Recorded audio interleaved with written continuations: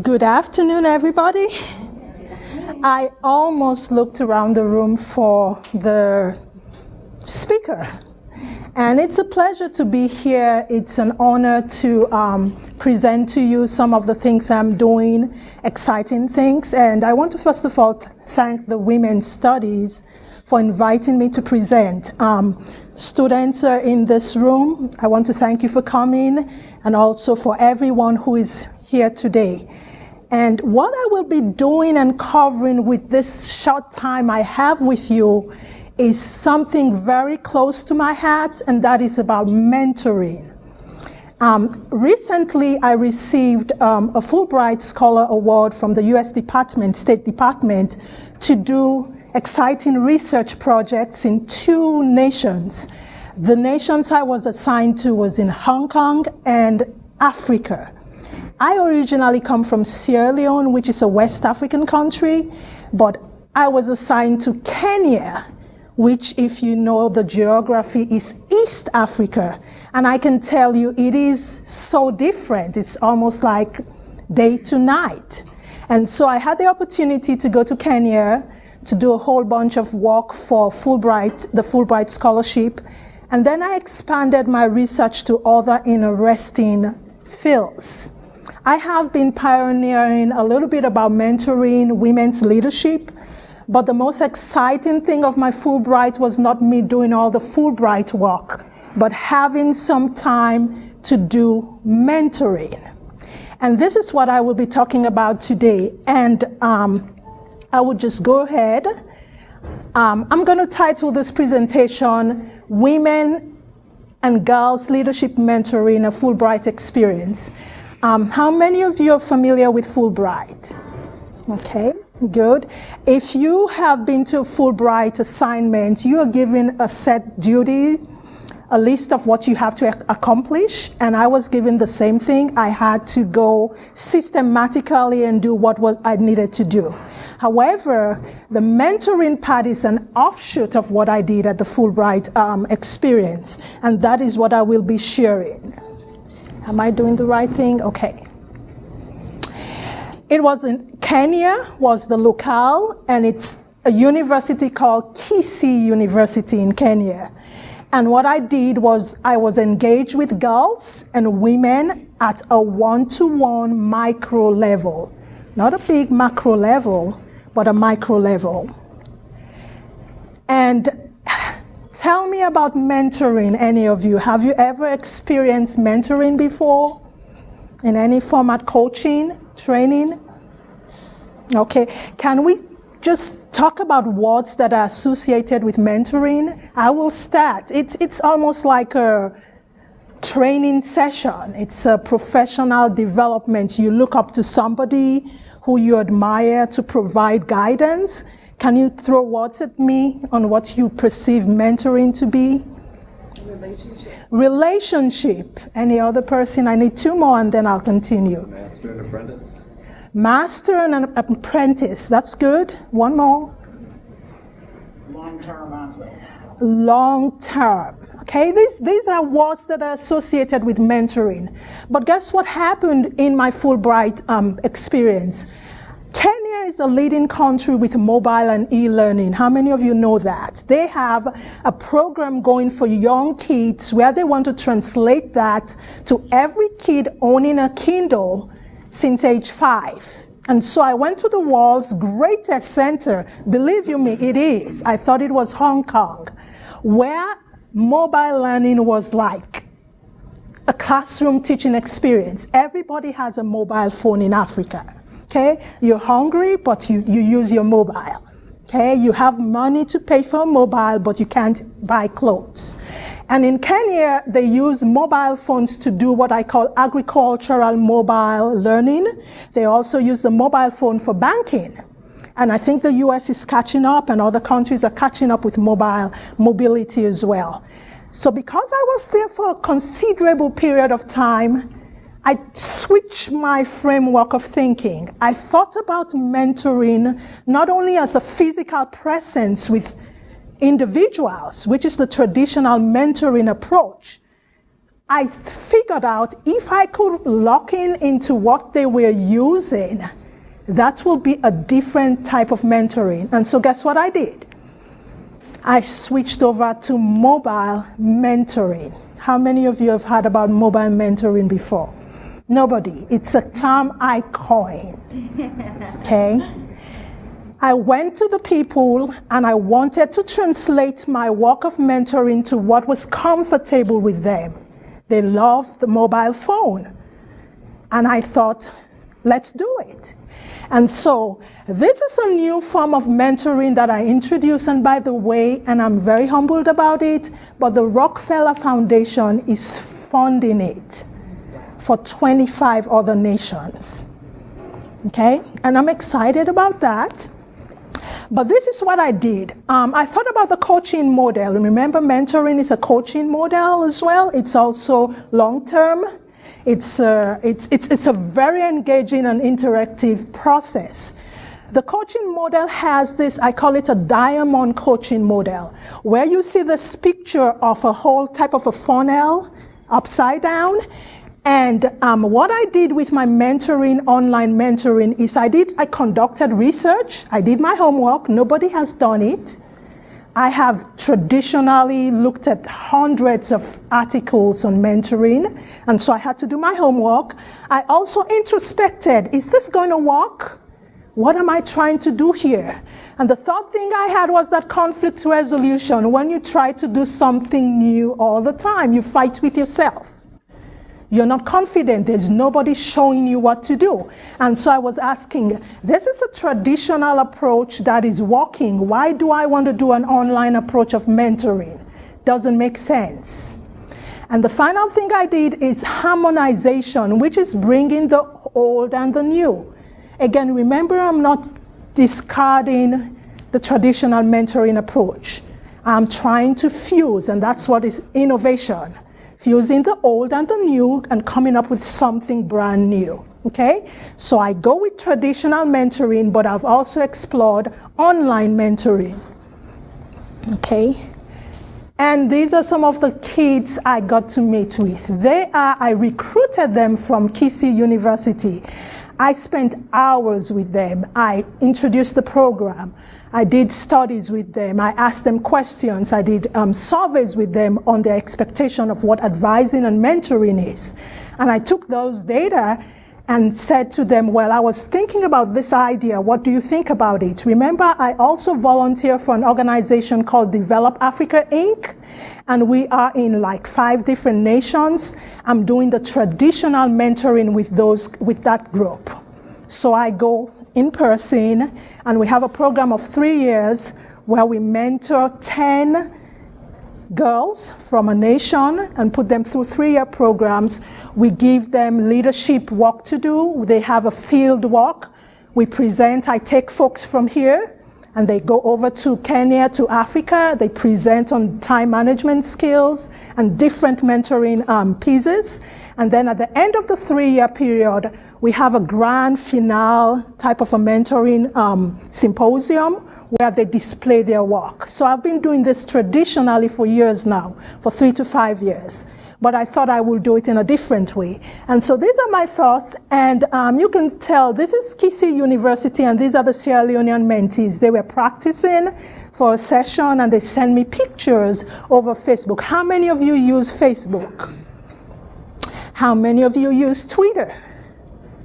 Okay, those who use Facebook should use Twitter. Can I dance it out for you? No, I'm kidding. But you should try and use Twitter. But I congratulate you for using Facebook, because if you don't, and I was a professor, remember, I have a law degree, I'm a strict, formal, my head thinks that way sometimes, but I'm also flexible. And if you're not using social media to augment your studies, your lectures, I think you're losing it a little bit. Students have moved here. And as professors, we do not need to be here. We need to meet them where they are. Okay? And with that as well, I combine mentoring and online communities. And that's what I did. But these are some beautiful pictures. I go back to the coaching model. Remember, I am integrating the old and the new. I am integrating mentoring from a traditional perspective and mentoring from the online community's perspective. And again, I engage in this REACH acronym that I have. Research, it means different things for different people. For example, I went on the Fulbright in Kenya, and I have all these surveys, these research instruments. I bet you if I go to Sierra Leone and give them the same survey, they will have different expectations of what mentoring means to them, okay? And so when you're using this coaching method or model for mentoring, remember research means different things to different people. Introspection, you always have that fear. Am I doing what is going to be convenient, appropriate? Will it be effective? Will it have impact? And also the harmonization, that's bringing together the old and the new. Remember that from this presentation, we are not discarding a traditional mentoring approach. We're bringing an old and a new mentoring approach and creating something new and unique. And of course, after you have dealt with your conflict resolution. Key factors I was looking at the Fulbright experience was the staff and skills, the facility and equipment capacity, and the processes. Every time you do mentoring, you want to do a structured mentoring, you have to look at all of that. What are the processes that goes with it? What are the staff that you have? What are the skill sets that you have? Do you have a facility and equipment to enable you to accomplish your goals? And I'll come to the stories. I like to tell stories with pictures because I think a picture is worth 1,000 words. These are all the mentoring or the mentees. Do you see the books they have in their hand? Okay, this was one of the most productive aspects of the Fulbright experience. I had stories in my head about African proverbs that could be converted to leadership lessons. And so what I did, I had all the proverbs. I told them, you have so much rich stuff here. Why not translate it to something usable and something that has leadership tendencies? And I translated the story. We had sessions together. Remember, I was doing the traditional mentoring approach then, during the Fulbright experience. And they said to me, do you know professor? They call doctors professors in Africa. Everybody's a professor. I wish I didn't have a degree. I could have been a professor in a day, you know? Just earn that title and feel good about myself. But they said to me, do you know that 120 million people speak Swahili? Have you heard about the Swahili language? And I'm like, okay. And they said, your book will be nice, but if you want to make an impact and distribute it in schools where it matters, can you translate it to Swahili? I'm like, I speak 5 languages, not Swahili. Okay? And they said, we can do it. Do you see a window of opportunity open? So the mentees actually have translated 5 of my children's storybooks into Swahili. Okay, that was their project. Okay, so the Fulbright experience has so much opportunities. It's a fluid experience. You get to emerge with things that come your way and make good use of it. They did a 3 months of translation of the children's books in Swahili. Of course, I had to submit it to an illustrator, to a publisher to check it. And we have 5 translations of the children's book in Swahili. And that was done by mentees, okay? And impact stories, I can tell you a whole bunch of stories. Some of them ended up having field experiences because of the children's books. They had internships that called them and said, look, you're translating books. We think this is a leadership piece that we need in schools. Can you go and present? And they had that opportunity as well. But I want to bring it back home. I returned back to the US, and remember we had a great time in the Fulbright, and we did amazing work. How do I continue the 3 years mentoring period with the people in Kenya, with the mentees in Kenya? Remember, I'm at ETSU. I have a 5-year-old. I do research. I have a life. it's not going to be feasible all the time to travel all the way to Kenya to do mentoring. Okay? And so that's where the online mentoring piece fits in. When I did the survey during my Fulbright experience, I asked students, how many of you use social media tools to do your work? Everybody did. Everybody had a Facebook, everybody had a mobile phone, and everybody had Twitter. And I thought to myself, why not take this and convert it to a learning experience? Why not take this and convert it to an online community experience? And so I designed, based on the research I did, and I asked permission from the NGO I'm working with and volunteering if we could translate the mentoring program into an online mentoring community. And they were skeptical, but I had impact stories. And every time you're starting something new, you better have results. Nobody questions results. And so I had results going for me, and they agreed, and we launched our first online mentoring program last year. Impact stories. Analysis, the kids are doing very well. We have a portal on Facebook. It's a closed portal for the legal part of me that knows about privacy. And these are young kids you want to mentor in an atmosphere of privacy. It is just for the mentees. We have an open like Facebook, which has over 5,000 to 7,000 likes and fans. But that is just open for everybody. When we do work and we have special speakers who upload videos, it's done in the closed portal. Okay? Password protected, nobody goes in there, you can't access it. Remember, I've written a book on social media and the law, and I'm very cautious of privacy rights, especially if you're mentoring internationally. So the students do that. We have had, and I'll tell you a couple of the activities we have, an online orientation using Facebook. Okay? We have had an online meet and greet sessions. I recruit mentors from the States who meet with the student, have a picture, have a video recording, chit chat with students. I have some of them even doing creative writing with students, some of them sharing historical facts with the mentees as well. And we have online reading circles. We get to send to them Kindles. Remember, Kenya is a very mobile nation, and most of the African countries, everybody has a mobile phone. They don't eat, they don't have clothes, but they have a mobile phone. And so we do a lot of reading circles with your mobile phone, and we have an hour every 3 months. I assign 3 or 4 books to them to read, and I come back and we chat like a discussion forum, how you will do a face-to-face. Amazing the type of interaction you have from them. And we also have the final presentation of using Google+. How many of you use Google+? It's a hangout session that has video clips. You can use it to do anything. And so we share documents there, we share files, and the field experience is very interesting. Remember, I come from, I'm doing work at the Education Leadership, and I want to even recognize 2 of my colleagues from there, Betty Ann and Joanna. And what we do mainly is leadership.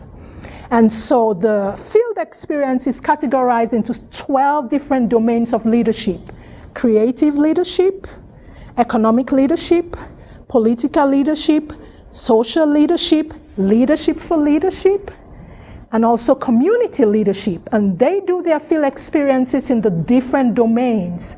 At the end of the field experience, we get to choose the 3 best experiences in terms of their narrative, the final paper, and we give them an award. That's an incentive to keep training them. And what we are doing with this model as well is after the 3-year period, the mentees end up becoming studio mentors. So they work with us in the next 3 years. Okay? Because they've gone through the program, they have the same feelings, they have the same experience or similar to the other mentees. We use that to prolong the program. But this, in essence, is what I did during my Fulbright. And I have 2 more slides, and then I'm done, and I'll open it up for questions. There's another model called the GROW model. And it's basically when you're doing a mentoring, and you can use it for both traditional and online mentoring. What you do is you provide mentoring and coaching services for gals. You also look at the reality of it, the economic commitments, the time commitments. If you're doing it traditionally, you have to recognize that your options. Are you going to do it online versus traditional? And some settings don't lend themselves too much to online. I know if you try to do mentoring like that in China, for example, that doesn't have an open policy for social media tools, you'll run into some problems or challenges. You go to nations that are open for that, but China is strongest in other areas as well. Same with European countries. So you know your countries, you know the options, and you do what is appropriate. And the final W stands for the way forward. As you continue with the mentoring, what are you going to do? Are you going to be creative in making sure you bring two of them together, the old and the new? What I'm thinking about with my head, since I'm already doing the traditional mentoring and the online mentoring, another option is to bring it together, right? A hybrid model. That's new. Okay? And so in your W, which is a way forward, you can think about that as well. And of course, I repeated the same thing. I'm a teacher from the education department, so we repeat for emphasis. Sorry if I'm boring you, but these are the kids, and they had just translated. And by the way, I have all the books. I forgot the whole big bag in my car. But they had translated. They were feeling proud of themselves. I went to Kenya for a short while last December, and they were excited to have me. And I put their names in the books. They had done their first translation of a children's leadership book. And this is all because of Fulbright. Because what Fulbright does to you, it opens your mind to possibilities. You represent the US, but you go in to have that collaborative engagement with a host country. And you get to think creatively and limitless. And that's what I did as well. This is my final. It talks about the way forward, and it's just a way of me thinking about the mentoring. I will stop because I can go on for an hour. I have a 5-year-old who gets bored with me, but I will stop and just invite questions. Don't tell me you don't have. I'll ask you some questions. Yes. I just got back in July from spending 7 months in Uganda teaching English. So some of those things, same things, I guess I've been through in East Africa. So my question would be, I guess on the reality end, what girls are you looking for to mentor in the Fulbright program? Like what age groups? And I know for me, one of the realities I had to face, especially dealing with girls in the slums, was just attendance. Finding them, and just the hardships they had to face with poverty and stuff was very, very difficult. So do you run into any of those things in Kenya? Absolutely. When I did the Fulbright, I was assigned to Kisii University. And remember, I was also volunteering with Develop Africa. And so most of the kids I ended up recruiting were orphans who attended Kisii University. I got to visit their hometown. Most of them lived in slums, and they had scholarship as well. Develop Africa goes to mentoring girls who are less privileged. And so we have 10 of them. We look for quality. And so we don't have a big bunch, but we have 10, and we do the 3-year period. And so what I did, all 10 of them had that eligibility criteria, underprivileged, had lost either mother or father or mom, and we supplemented what they needed. And so I went to the slums. It's kind of hard, but if they are connected to a university, they already have what it takes to complete a degree. They are just disadvantaged. And so we capitalized on that, and there was no attendance problem. In other words, I guess that's the reality, and that's the R for you. That's the difference probably between doing children and universities. That's correct. And I had a lot of requests to do children as well, because I have pictures of my Fulbright experience with children holding me all around. I had moments of tears because I came back to my continent. It's the East, I'm from the West, but I was moved by poverty. I was moved by children who needed a help out. And so that will be very difficult with children, but very good question. Yes. Dr. Ritter, what do you see as the long-term goals for the program? Do you see it expanding? Are you seeing other people start to use your model as well? Yes, I'm thinking of just making the model available to everybody. I think it's a very good model, and if you have been recognized for it, you're not fearing people might steal the concept. And I think because of the way social media in Africa or even Thailand or Eastern countries, the rate of poverty, I will see using the mobile phone in a very constructive way. And I will not be surprised after being funded by the Rockefeller that this model will be utilized or a supplementary model to the traditional mentoring model. So I see it going a little bit, we're doing it with 25 nations. And so that's going to be a spillover effect. And we're trying to also expand groups that we're doing it with. Instead of the 10, we have maybe a 50 group, which will be, it will have that multiplier effect going on. But I see it expanding. I see people having options to do the traditional mentoring and that, or just the mobile mentoring. But good question, Brandy. Okay. Any other questions? I love questions, yes. I was in Thailand while I was traveling this summer. Yes. I did notice kind of the same thing with a lot of people. You know, they didn't have food, or they were very poor, and they didn't have clothes, but all of them had cell phones, and most of them even had like smartphones. And I was kind of taken aback by that because it was very strange to me. But I was wondering, a lot of places I visit in Thailand are more remote areas, and how would you go about like recruiting online for online mentoring? Yes, I would suggest, even if you're using the model, to be physically present in the locale for the first meeting, because that gives you a sense of what you're doing. I will not recruit online in a situation where I don't have the facts. Remember, I'm using that diamond grow model. That means I need to assess the realities on ground for it to be effective. So I will go there and do my homework, have a little survey, and the survey doesn't need to be a scientific one. It just needs to have needs, impact, what are you expecting, how often do you use your mobile phone, do you use it to bank, how long do you use it for, is it expensive, and all those questions. I'll do that homework before I do the online mentoring. Yes. Thank you, good question, yes.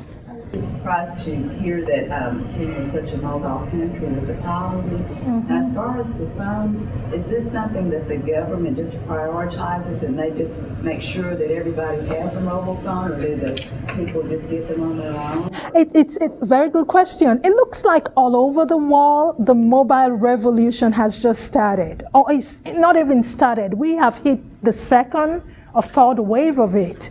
So the governments don't normally supplement mobility, but the individuals in these nations are already using phones. It's almost like it's even going to a situation where phone theft, at least in Sierra Leone where I come from, is the highest crime, has the highest crime rate.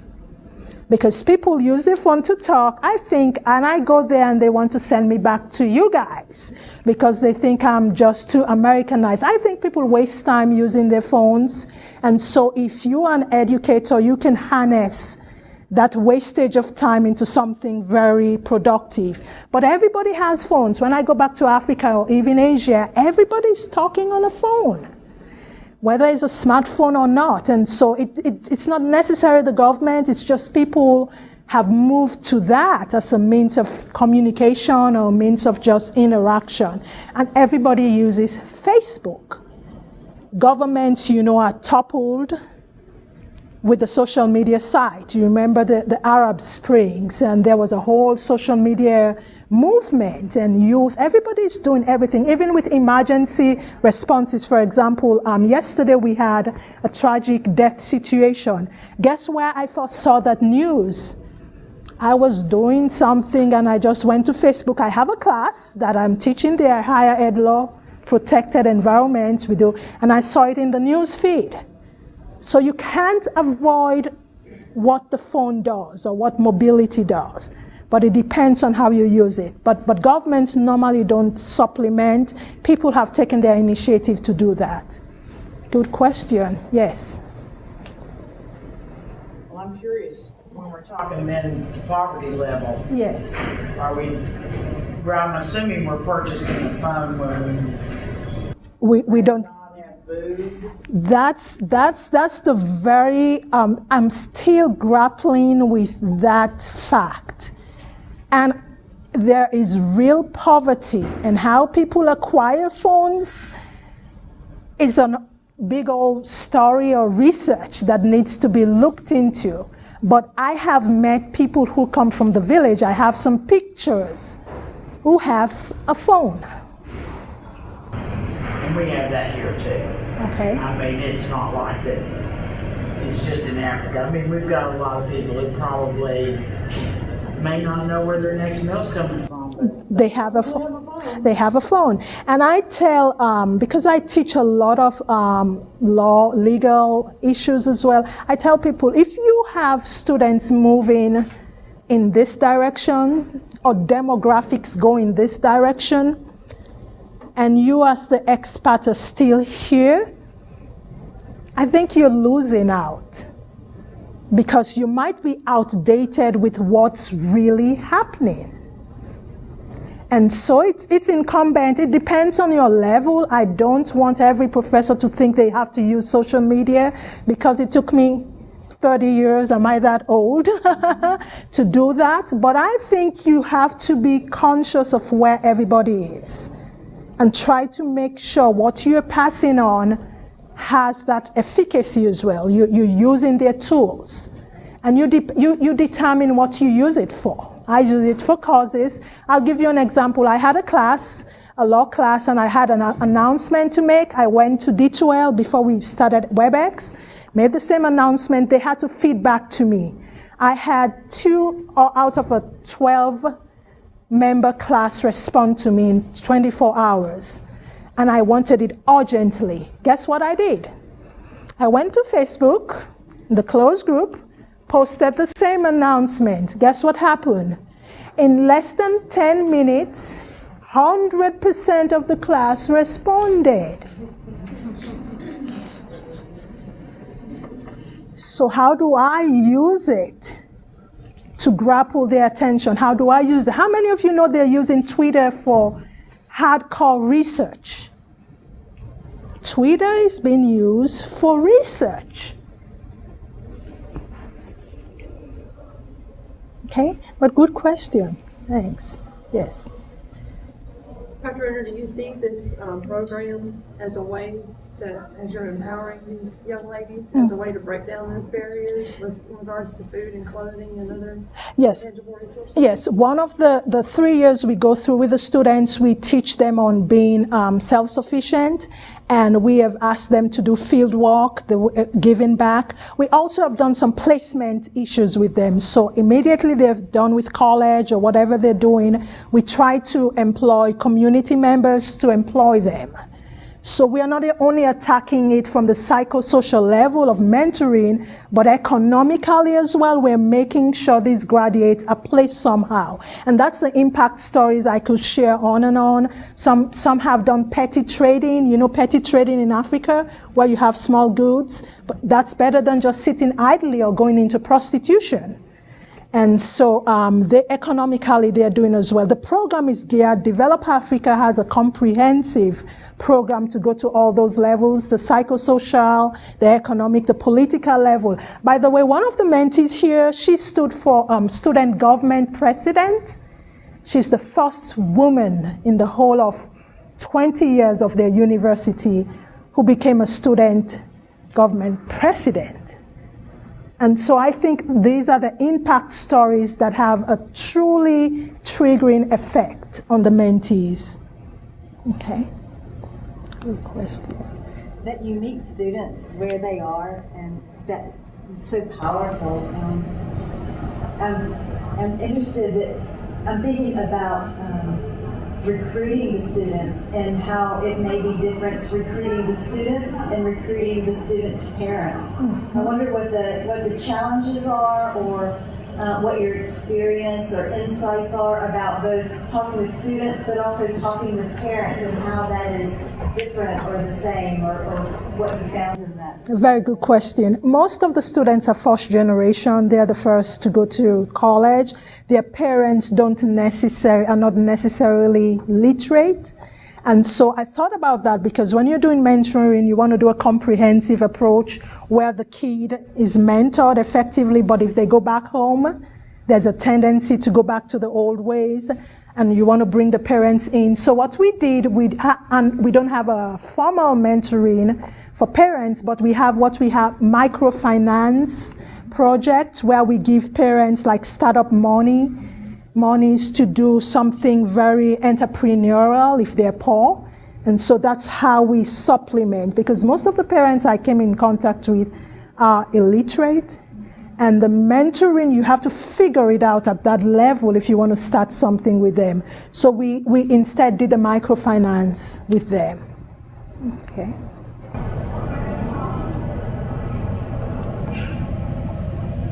Any other questions?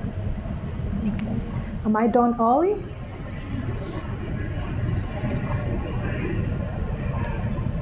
Dr. Renner? Yes. We've talked a lot about the young women in Kenya and how the Facebook and the social media helps reach out to them. I believe you said in Hong Kong, social media is not as approved of. Is that correct? China. In China. In China. Yes. So what would be is there another way to do the online mentoring without the social media in China? I believe so. I think China has a policy. It's what we call an open or closed governmental policy with social media sites, and that's because of the political implications. There is a software, and because I'm Fulbright and Dr. Kelly is Fulbright as well, I want to acknowledge him here. And there is a website called Fulbright Minds, and I just joined that group. It is a Ning website. It's using a Ning software. It looks like Facebook, but it's not Facebook. It's an approved website, and there are thousands of Fulbrighters there. And I just attended a conference 3 weeks ago in DC on Fulbright. And that's an acceptable mode for China. I think China doesn't want the Facebook and the Twitter, but if you have a program that is away from that social media tool, yet performs the function of what Facebook can do, that will be an alternative as well. Fulbright does it. I know we have some Fulbrighters from China who are part of that group as well. So I will imagine if you can design that with no threat, and then you'll have to go through the hoops as well. China, you have to go through a lot of approval processes as well for that sort of things. But if they're just joining with a host of other participants, I don't see a problem. We have a couple of students, Daniel from our department, he sends me email. We're part of the WERA group I am leading and chairing a World Education Research Organization portal, and he writes to me in English, but it translates to Chinese when it comes to my mailbox. And I speak 5 languages, but not Chinese. And I struggle and I interpret it. So there's a lot of filtering going on in that part of the world. But you can use that as well. It's called Ning software. Yes. So has mobile mentoring changed the way you mentor students here at ETSU? I mean, have your experience there informed experience here? Yes, it's an interesting play, because I think we're catching up, even not only at ETSU, but all over with universities, in just grappling with what is social media tools doing to us? Is it going to water down the way we teach or the quality of our content? And what I did, I received the internationalization of curriculum grants this semester. And I'm slowly moving students to that. I do the traditional mentoring. I have to advise traditionally. And so I have to put on my ETSU cap. However, I expose students' mind to the possibility of online resources that can be used effectively. So for instance, I got the grant, and what I have this semester is what I call a Higher Education Law Global Portal. What I have done is bring together a whole bunch of higher education law resources, and I've invited students from Kenya and Hong Kong to be in the portal. They interact with students from ETSU who take higher education law class. And so they're working on collaborative projects, they're doing things. It's not a mentoring thing, but it's just a way to say, get out of the classroom or even get out of your e-learning mode and interact in the broader world scale, and that's how I'm doing it. I'm still using the traditional because we have to do that as well. There's no problem with using the traditional mentoring approach. It has its own appropriateness. It does, yes. Dr. Ringer, what do you see as ways to work with countries who are, very much more restrictive even than Hong Kong, such as, is there any way possible to do anything with countries like North Korea as far as mentoring girls, or is that just... That's an interesting question. It's one of the questions that I don't have a perfect answer, so I'll ramble. Is rambling accepted? I'll give you a honest answer. I will stay off until there's an open policy between our State Department and State Departments of North Korea, okay? For example, because you try to do something out of a genuine motive, but if the nations diplomatically are not at the same page, then you're risking a lot of misunderstanding. You're even risking a whole bunch of unpleasant experiences. So I will not move towards those nations. I will do nations that have a bilateral or cordial relationship with the US. That's just a frank answer. Okay.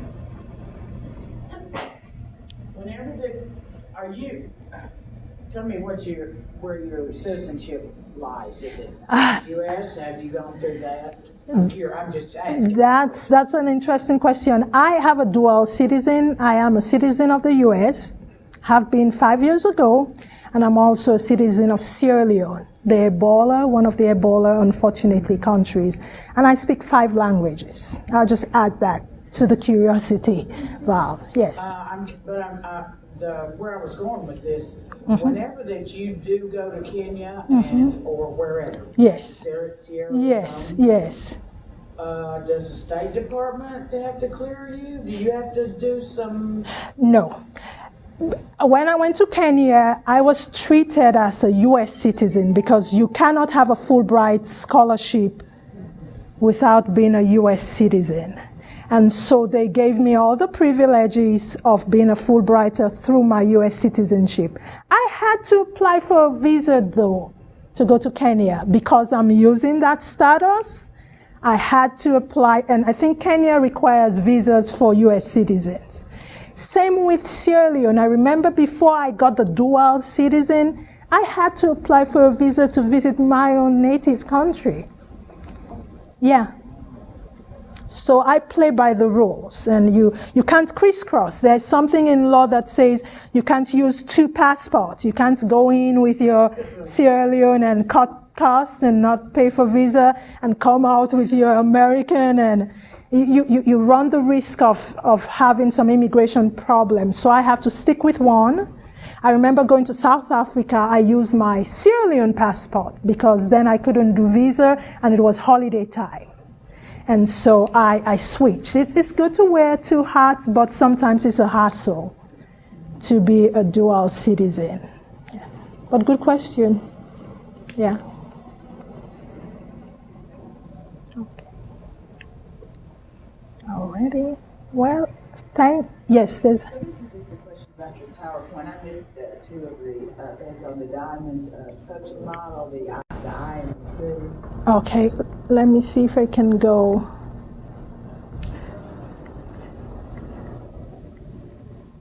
Is it this one or the diamond? Okay. and harmonization. I missed the 2 minutes. Okay. This one? Okay. There's research, where you do your background work. There's introspection, trying to think and introspect, employing the right frameworks. For example, her question falls on that as well. And there is harmonization and conflict resolution.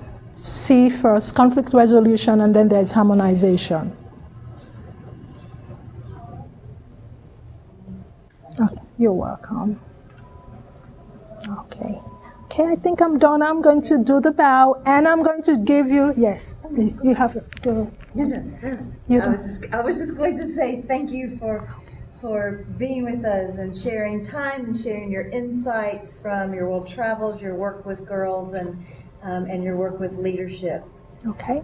Thank you for having me. And I have a flavor of saying goodbye in different languages. And so I will do French, au revoir, and I will do Creole, bye-bye. And thank you so much for listening. Thank you.